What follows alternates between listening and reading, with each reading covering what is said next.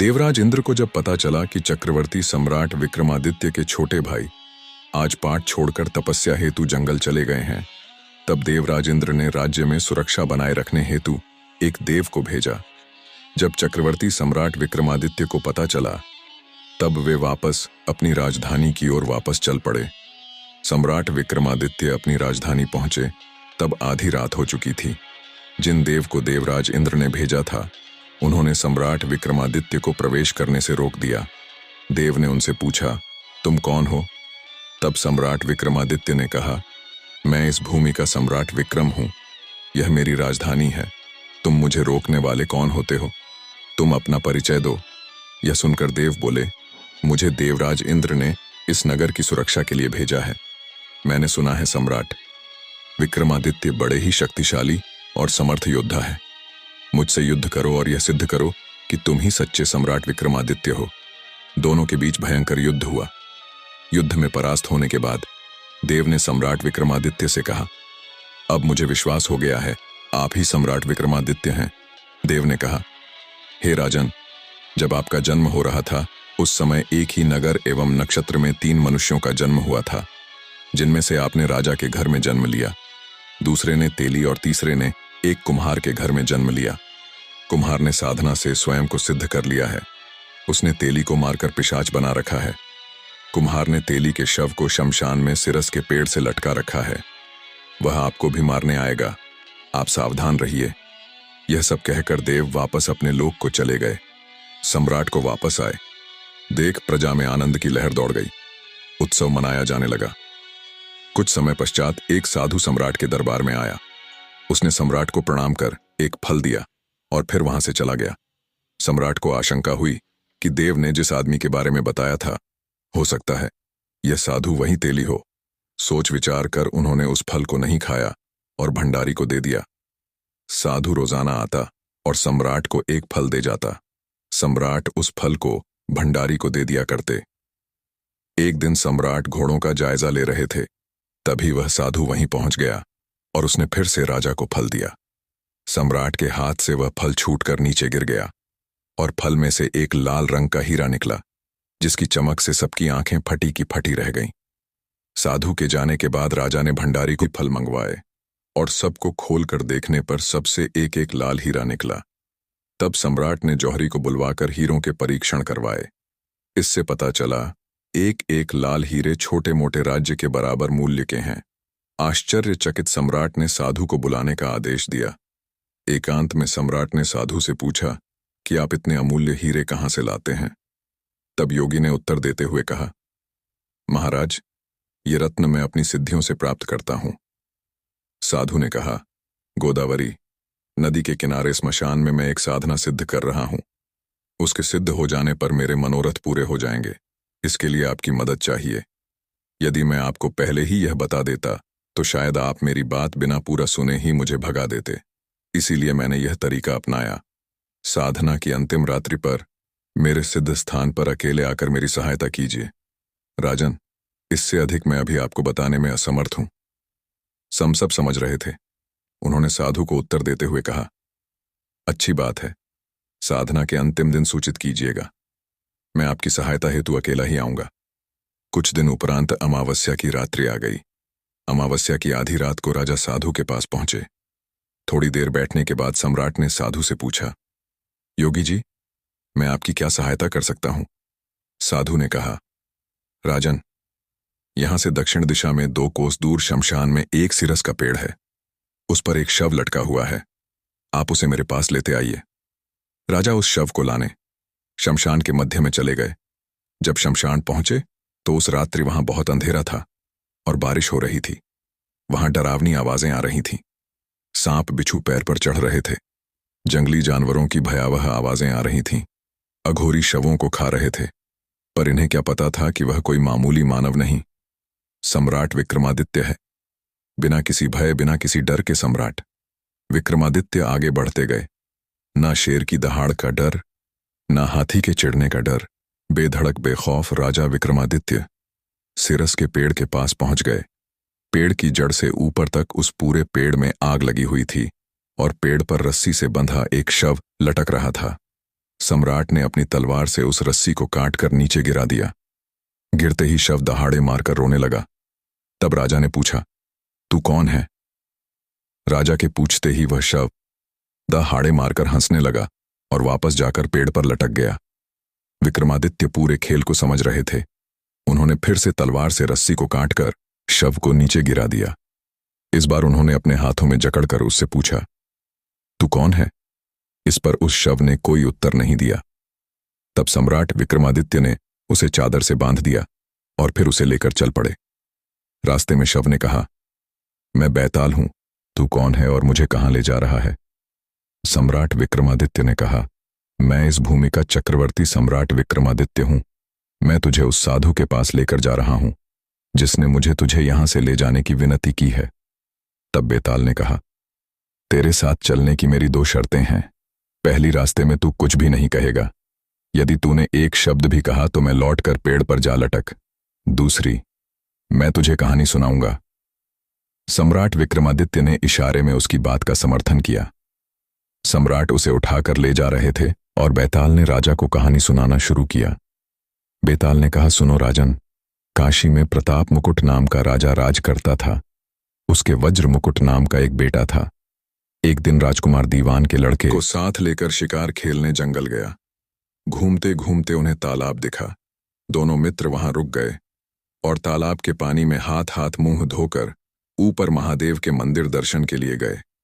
घोड़ों को उन्होंने मंदिर के बाहर बांध दिया। वो मंदिर में दर्शन करके बाहर आए तो देखा कि तालाब के किनारे कोई राजकुमारी अपनी सहेलियों के साथ स्नान करने आई है। दीवान का लड़का तो वहीं एक पेड़ के नीचे बैठा रहा, पर राजकुमार से ना रहा गया। वह आगे बढ़ गया। राजकुमार ने उसकी ओर देखा तो वह उस पर मोहित हो गया। राजकुमारी भी उसकी तरफ देखती रही।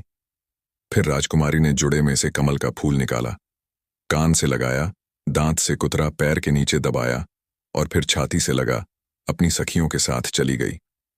राजकुमारी के चले जाने पर राजकुमार निराश हो अपने मित्र के पास आया और सब हाल सुनाकर बोला, मैं इस राजकुमारी के बिना नहीं रह सकता, पर मुझे ना तो उसका नाम मालूम है न ठिकाना। वह कैसे मिलेगी? दीवान के लड़के ने कहा, राजकुमार, आप इतना घबराए नहीं, वह सब कुछ बता गई है। राजकुमार ने पूछा, कैसे? वह बोला, उसने कमल का फूल सिर से उतारकर कानों से लगाया तो उसने बताया कि मैं कर्नाटक की रहने वाली हूं। दांत से कुतरा तो उसका मतलब था कि मैं दंत बांट राजा की बेटी हूं। पांव से दबाने का अर्थ था कि मेरा नाम पद्मावती है और छाती से लगाकर उसने बताया कि तुम मेरे दिल में बस गए हो। इतना सुनते ही राजकुमार खुशी से फूल उठा। बोला, अब मुझे कर्नाटक देश में ले चलो। दोनों मित्र वहां से चल दिए। घूमते फिरते सैर करते दोनों कई दिन बाद उसी शहर में पहुंचे। राजा के महलों के पास गए तो एक बुढ़िया अपने द्वार पर बैठी चरखा काटती मिली। उसके पास जाकर दोनों घोड़ों से उतर पड़े और बोले, माई, हम सौदागर हैं, हमारा सामान पीछे आ रहा है, हमें रहने को थोड़ी जगह दे दो। उन दोनों की शक्ल सूरत देखकर और बात सुनकर बुढ़िया के मन में ममता उमड़ आई और बोली, बेटा, तुम्हारा घर है, जब तक जी में आए तब तक रहो। दोनों वहीं ठहर गए। दीवान के बेटे ने पूछा, माई, तुम क्या करती हो? तुम्हारे घर में कौन कौन है? तुम्हारी गुजर कैसे होती है? बुढ़िया ने जवाब दिया, बेटा, मेरा लड़का राजा की चाकरी में है। मैं राजा की बेटी पद्मावती की धाय थी। बूढ़ी हो जाने के कारण अब घर में रहती हूं। राजा खाने पीने को दे देता है। दिन में एक बार राजकुमारी को देखने महल में चली जाती हूं। राजकुमार ने बुढ़िया को कुछ धन दिया और कहा, माई, कल तुम वहां जाओ तो राजकुमारी से कह देना कि जेठ सुधी पंचमी को तुम्हें तालाब पर जो राजकुमार मिला था वह आ गया है। अगले दिन जब बुढ़िया राजमहल गई तो उसने राजकुमार का संदेशा उसे दे दिया। सुनते ही राजकुमारी ने गुस्सा होकर हाथों में चंदन लगाकर उसके गाल पर तमाचा मारा और कहा, निकल यहां से। बुढ़िया ने घर आकर सब हाल राजकुमार को कह सुनाया। राजकुमार हक्का बक्का रह गया और राजकुमार के मित्र ने कहा, राजकुमार, आप घबराए नहीं, उसकी बातों को समझें। उसने 10 उंगलियां सफेद चंदन में मारी। इससे उसका मतलब यह है कि अभी 10 रोज चांदनी के हैं। उनके बीतने पर मैं अंधेरी रात में मिलूंगी। 10 दिन के बाद बुढ़िया ने फिर राजकुमारी को खबर दी। इस बार राजकुमारी ने उसे फटकार कर पश्चिम की खिड़की से बाहर निकाल दिया। उसने आकर राजकुमार को बता दिया सुनकर दीवान का लड़का बोला, मित्र, उसने आज रात को तुम्हें उस खिड़की की राह बुलाया है। हमारे खुशी के राजकुमार उछल पड़ा। समय आने पर उसने बुढ़िया की पोशाक पहनी, इत्र लगाया, हथियार बांधे। दोपहर रात बीतने पर वह महल में जा पहुंचा और खिड़की में से होकर अंदर पहुंच गया। राजकुमारी वहां तैयार खड़ी थी। वह उसे भीतर ले गई। रात भर राजकुमार राजकुमारी के साथ रहा। जैसे ही दिन निकलने को आया कि उसने उसे छिपा दिया। रात को फिर बाहर निकाल लिया। इस तरह कई दिन बीत गए। अचानक एक दिन राजकुमार को अपने मित्र की याद आई। उसे चिंता हुई कि पता नहीं उसका क्या हुआ होगा। उदास देखकर राजकुमारी ने कारण पूछा तो उसने बता दिया। बोला, वह मेरा बड़ा प्यारा दोस्त है, बड़ा चतुर है। उसकी होशियारी ही से तो तुम मिली हो। राजकुमारी ने कहा, मैं उसके लिए बढ़िया बढ़िया भोजन बनवाऊं। तुम उसे खिलाकर तसल्ली देकर लौट आना। खाना साथ में लेकर राजकुमार अपने मित्र के पास पहुंचा। वे महीने भर से मिले नहीं थे। राजकुमार ने मिलने पर सारा हाल सुनाकर कहा कि राजकुमारी को मैंने तुम्हारी चतुराई की सारी बातें बता दी हैं, तभी तो उसने यह भोजन बनाकर भेजा है। दीवान का लड़का सोच में पड़ गया। उसने कहा, यह तुमने अच्छा नहीं किया। राजकुमारी समझ गई है कि जब तक मैं हूं वह तुम्हें अपने बस में नहीं रख सकती, इसलिए उसने इस खाने में जहर मिलाकर भेजा है। यह कहकर दीवान के लड़के ने थाली में से एक लड्डू उठाकर कुत्ते के आगे डाल दिया।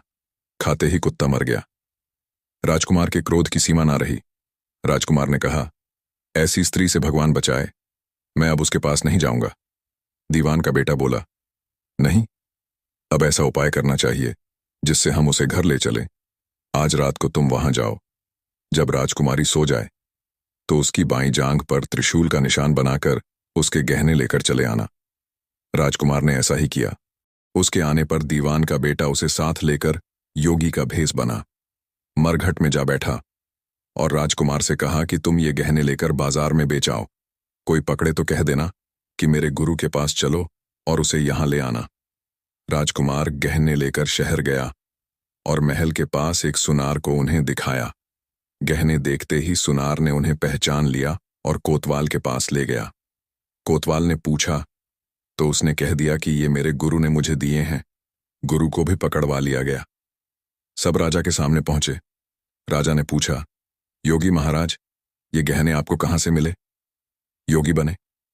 दीवान के बेटे ने कहा, महाराज, मैं शमशान में काली चौदस को डाकिनी मंत्र सिद्ध कर रहा था कि डाकिनी आई। मैंने उसके गहने उतार लिए और उसकी बाईं जांघ में त्रिशूल का निशान बना दिया। सुनते ही राजा दौड़कर महल में गया और उसने रानी से कहा कि पद्मावती की बाईं जांघ पर देखो कि त्रिशूल का निशान तो नहीं है। रानी ने देखा तो सही में निशान था। राजा को बड़ा दुख हुआ।